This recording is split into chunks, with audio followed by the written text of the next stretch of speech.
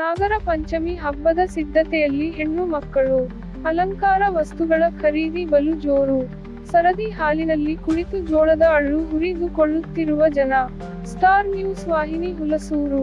ನಾಡಿನ ಪವಿತ್ರ ಹಬ್ಬ ಎಂದೇ ಬಿಂಬಿಸಲಾಗಿರುವ ನಾಗರ ಪಂಚಮಿ ನಾಡಿಗೆ ದೊಡ್ಡದು ಎನ್ನುವ ಹಾಗೆ ಈ ವರ್ಷ ದೊಡ್ಡ ಪ್ರಮಾಣದಲ್ಲಿ ಹಬ್ಬ ಆಚರಿಸುತ್ತಿರುವುದು ಕಂಡುಬರುತ್ತಿದೆ.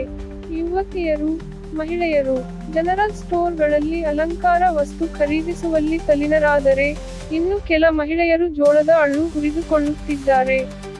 ಪ್ರತಿ ವರ್ಷಕ್ಕೆ ಹೋಲಿಸಿದರೆ ಈ ವರ್ಷ ರೈತರ ಮುಖದಲ್ಲಿ ಮಂದಹಾಸ ಇದ್ದು, ತಾವು ಬಿತ್ತನೆ ಮಾಡಿರುವ ಎಲ್ಲಾ ಬೆಳೆಗಳು ಚೆನ್ನಾಗಿ ಬೆಳೆದು ನಿಂತಿದೆ. ಉದ್ದು, ಹೆಸರು ಕಾಯಿ ಕಟ್ಟುತ್ತಿದ್ದರೆ, ಸೋಯಾ ಬೆಳೆ ಹೂಗಳನ್ನು ಬಿಡುತ್ತಿವೆ. ಅನ್ನದಾತ ಉತ್ತಮ ಫಸಲು ಬರುವ ನಿರೀಕ್ಷೆಯನ್ನಿಟ್ಟು ನಾಗರ ಪಂಚಮಿ ಜೋರಾಗಿ ಮಾಡುತ್ತಿರುವುದು ಎಲ್ಲೆಡೆ ಕಂಡು ಬರುತ್ತಿದೆ.